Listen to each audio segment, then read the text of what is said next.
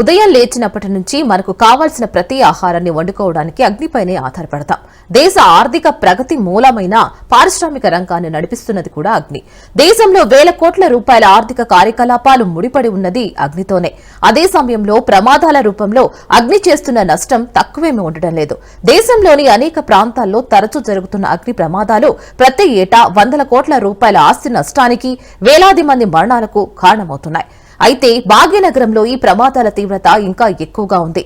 అగ్ని ప్రమాదాలు అందరినీ కలవరపెడుతున్నాయి.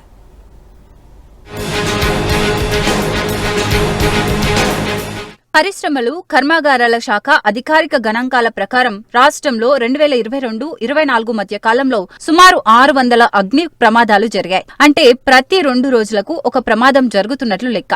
వీటిలో ఎక్కువగా హైదరాబాద్ చుట్టుపక్కల ఉన్న జీడిమెట్ల, ఐడీఏ బొల్లారం, పాషమైలారం, పటంచెరు, సంగారెడ్డి, కాటేదాన్ వంటి పారిశ్రామిక ప్రాంతాల్లోనే ఉన్నాయి. ఇలా వరుస ఘటనలతో అగ్ని ప్రమాదాలకు తెలంగాణ కేంద్రంగా మారింది.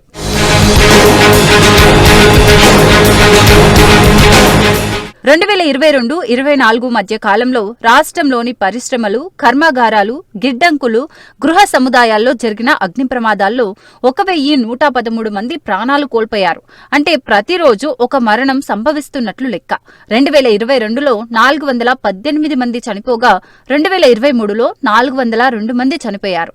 ఇక 2024లో సుమారు 200 మంది అగ్నికి ఆహుతయ్యారు. పరిశ్రమల్లో జరుగుతున్న అగ్ని ప్రమాదాలు ఎక్కువగా మానవ తప్పిదాలు, భద్రతా చర్యలు పాటించడంలో కంపెనీలు ప్రదర్శిస్తున్న నిర్లక్ష్యం, ఖర్చును తగ్గించుకునేందుకు నైపుణ్యం కలిగిన సిబ్బంది స్థానంలో రోజువారీ కార్మికులను నియమించడం వంటి కారణాలతో జరుగుతున్నాయి.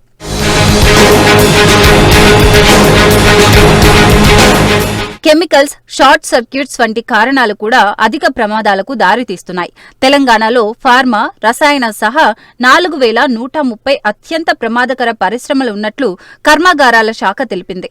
అయితే ఇన్ని పరిశ్రమలు ఉంటే వాటిల్లో తనిఖీలు చేసే ఇన్స్పెక్టర్లు, జాయింట్ ఇన్స్పెక్టర్లు మాత్రం కేవలం 20 మంది మాత్రమే ఉన్నారు. మరో 8 ఇన్స్పెక్టర్ల పోస్టులు ఖాళీగా ఉన్నాయి. అగ్ని ప్రమాదాలు పెరగడానికి ఇది కూడా ఒక కారణం.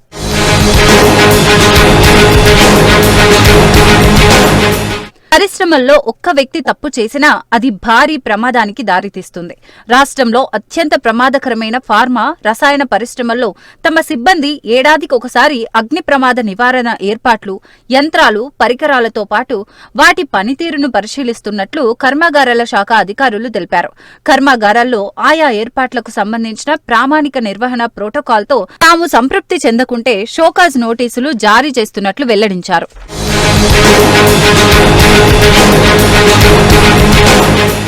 పరిశ్రమల్లో ముఖ్యంగా ప్రమాదకర రసాయన కర్మాగారాల్లో అగ్ని ప్రమాద నివారణ చర్యలపై పర్యవేక్షణ విషయంలో కర్మాగారాల శాఖ సిబ్బంది కొరతతో పాటు ఉన్నవారు సైతం తూతూ మంత్రంగా పనిచేస్తున్నారనే విమర్శలు చాలా కాలంగా ఉన్నాయి.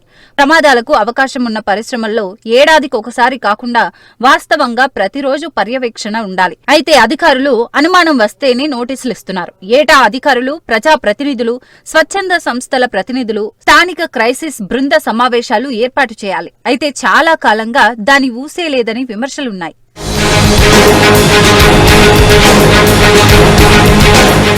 రసాయన పరిశ్రమల్లో ప్రమాదాలు ఎక్కువగా రియాక్టర్ల వద్దే జరుగుతున్నాయి. కొత్త ఉత్పత్తులు చేయడం, రసాయనాలను ఓ పద్ధతిలో కలపకపోవడం, వేగంగా రియాక్టర్లో వేయడం, రసాయనాలను బస్తాల్లో దులపడంతో అకస్మాత్తుగా భారీ ప్రమాదాలు సంభవిస్తున్నాయి. రియాక్టర్ల భద్రతపై ప్రతి కర్మాగారంలో ప్రత్యేక విభాగం ఉండాలి. ప్రతి పరిశ్రమలో భద్రతా విభాగం ఉంటున్నా ఫలితం ఉండటం లేదు. ఆధునిక పరికరాల కొనుగోలుకు పరిశ్రమల యాజమాన్యాలు ముందుకు రావడం లేదు. గోదాముల్లో రసాయనాల రాపిడి వల్ల ప్రమాదాలు జరుగుతున్నాయి. పరిశ్రమల అగ్ని ప్రమాదాల్లో వలస కార్మికులే ఎక్కువ శాతం విగత జీవులుగా మారుతున్నారు. వారికి సరైన పరిహారం కూడా అందడం లేదు.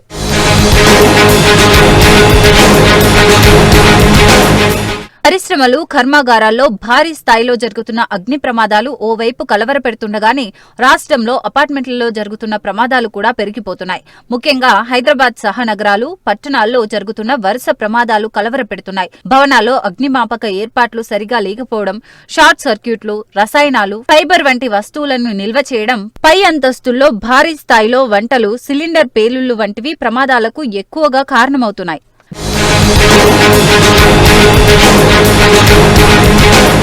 భవన యజమానుల నిర్లక్ష్యం కూడా ప్రమాదాలకు దారితీస్తున్నాయి. వీటిని పరిశీలించి భవన యజమానులపై చర్యలు తీసుకోవాల్సిన అగ్నిమాపక విభాగం అధికారులు నిర్లక్ష్యంగా వ్యవహరిస్తున్నారనే విమర్శలున్నాయి. భవనాల యజమానుల నుంచి లంచాలు స్వీకరించి చూసి చూడనట్లు వ్యవహరిస్తున్నారనే ఆరోపణలు కూడా అనేకమున్నాయి. వీటన్నింటి ఫలితంగా అమాయక ప్రజలు ప్రమాదాల్లో అగ్నికీలలకు బలయ్యే దుస్థితి నెలకొంది.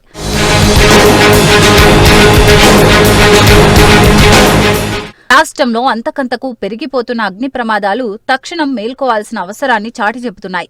అగ్ని ప్రమాదాల నివారణకు భద్రతా చర్యలను అత్యంత పటిష్టం చేయడంతో పాటు వీటికి కారణమైన వారిపై కఠిన చర్యలు తీసుకోవాలి. ప్రజలు కూడా అప్రమత్తంగా ఉండాలి. అగ్నిమాపక సిబ్బంది సైతం విదేశాల్లో వినియోగిస్తున్న అగ్నిమాపక పద్ధతులు, పరికరాలను అందిపుచ్చుకోవాలి. ఈ చర్యలన్నీ తీసుకుంటేనే అగ్ని ప్రమాదాలకు అడ్డుకట్టపడుతుంది. వందల కోట్ల రూపాయల విలువైన ఆస్తులను, అంతకంటే విలువైన మనుషుల ప్రాణాలను రక్షించుకోవడానికి వీలవుతుంది.